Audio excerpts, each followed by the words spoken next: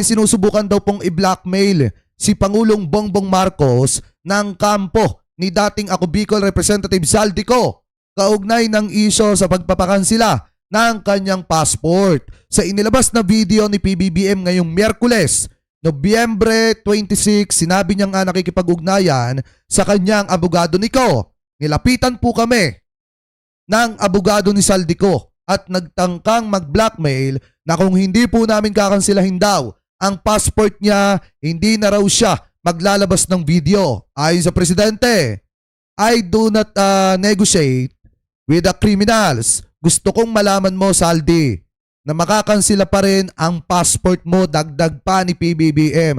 So dito nyo makikita kung gaano katigas, kung gaano katapang mga kababayan ng ating presidente. Maglabas ka ng video, I don't care.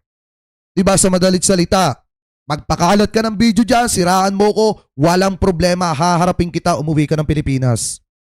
Diba? Yun ang gustong ipahiwatig ni PBBM mga kababayan dito sa kanyang video na ito. Anyway, play natin. Magandang araw po sa inyo lahat. Ito patuloy sa aking pagre-report sa inyo tungkol sa mga development sa mga kaso na hinggil doon sa mga flood control project. At i-report ko po na ngayong araw yung AMLAC, yung Anti-Money Laundering Council, nakakuha na po ng 2 freeze order. This brings the total amount of assets frozen to about 12 billion pesos. Kasama po dito ang mga air asset ni Saldico, ang value mga 4 billion. At bukod pa ron, meron po tayong nakuhang 3,566 na bank account, 198 insurance policies, 247 motor vehicles, 178 real properties, 16 na e-wallet account at saka air asset na frozen na. Umpisa lang po ito. Mas marami pong asset ay mafo-frozen para maibalik ang pera. Gaano katindi nun mga kababayan, umabot sa 12 billion yung kabuuan ng asset na na-freeze ng AMLAC. Kabilang yung 4 billion na air asset. Kay Saldico pa lamang po ito mga kababayan ha. At yung 3,566 na bank account, 198 na mga insurance policies at 247 na mga sasakyan. Ganon po katindi mga kababayan. Meron pa tinutukoy dito na 7 billion na real properties at yung 16 na e-wallet. Pero inyo yung tinutukoy po dito na kabilang yung 4 billion na halaga ng air asset ni Saldico, yan po yung mga sasakyan niya na panghimpapawid. Anyway, tuloy pa natin. Ng tao sa kanila. Ito po ang aming pangako that the money of the people will be given back to the people. Meron din pong development, yung ICI at saka ang DPWH, magsusumite po ng ebidensya sa ombudsman and magrekomenda sila ng kaso ng plunder, anti-graft, bribery, conflict of interest sa 8 congressman na may-ari ng mga construction company na may proyekto sa DPWH. Wait lang mga kababayan. O baka naman sabihin ng mga DD-shit, uy, grabe naman si PBBM. Yun lang yung mga naipakulong, yung mga empleyado ng DP, yung mga empleyado ni ganito, ni ganyan. Huwag niyong kakalimutan mga kababayan ha. Especially yung mga DD-shit dyan. Huwag niyong kakalimutan to. Noong panahon ni Digong, binanggit na niya yan mga kababayan. Pero walang nangyari kasi siguro, etong si Digong mga kababayan, di umano mga kababayan, baka tinakot at binlockmail din ni Saldico. Kaya hindi na naituloy na paimbestigahan yung sinasabi ni Duterte mga kababayan ni Digong na di umano, issue daw po ng ghost project dyan daw po sa DPWH. Ito yung mga DD-shit dyan. Pakinggan nyo mabuti ito Next week, we are still investigating DPWH. Ang DPWH, ang pinaka-racket dyan is yung ghost project. So walang delivery ghost project. Marami yan. Karamihan yan, it's the regional director. Okay guys, nga pala bago tayo magpatuloy, yung mga hindi pa nakakapag-like dyan. Oo. wag nyo nang ipagkait yung inyong simpleng pag-like lang, mga kababayan. Maraming salamat po. Ipapalabas nila na may project ito, but wala. So the Ah. best way is to conduct an audit of those projects to determine if they are ghost projects or not. And I think they are plenty. I really intend to clean government. At least next week, Nalinis ba ni Duterte ang gobyerno sa korupsyon?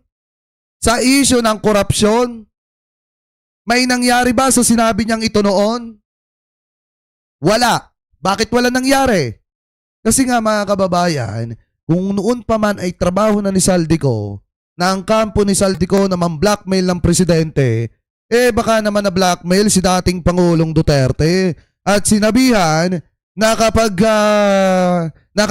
hindi mo inilabas, na kapag pinagpatuloy mo yung investigasyon na yan, idadawit ka namin. Diba? Oh, wow! Idadawit ka namin.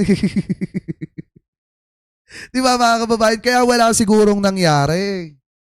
Yun siguro mga kababayan ng ang ginawa kay Duterte noon, kay Digong. Nakatinakot siya ni Saldico at pinagsabihan na, sige, ilabas mo yan, paimbestigahan mo yan. Pag nadawit kami dyan, dawit ka din. Idadamay din kita, baka tumanggap ka na mali-maletang pera. Diba? Si Digong medyo tuwag. Hindi tawag dito, biglang kinabahan. Nangatog siguro yung betlog, mga kababayan. Kaya biglang sinabi na, sige. Ano yan, makakalimutan naman ng tao yan. Okay lang.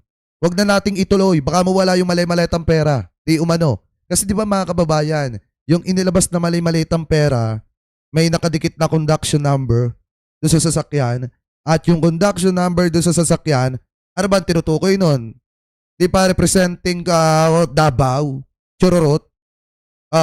Ngayon mga kababayan, siguro kaya walang nangyari dito kasi baka ganon. Hindi ko sinasabing totoo, hindi ko rin sinasabing hindi.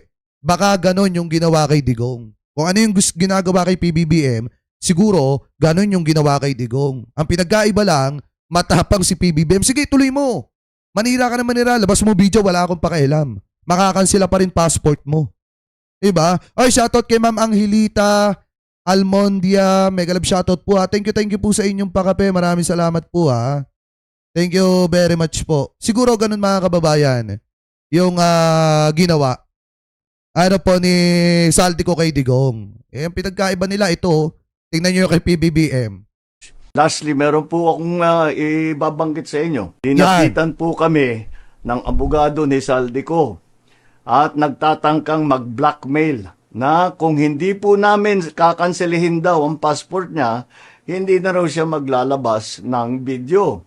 I do not negotiate with criminals. Kahit maglabas ka na ng video ng lahat ng kasinungalingan mo na pag-destabilize sa gobyerno, gusto kong malaman mo, Saldi, makakansela pa rin ang passport mo. Hindi ka na makakatakas sa hustisya.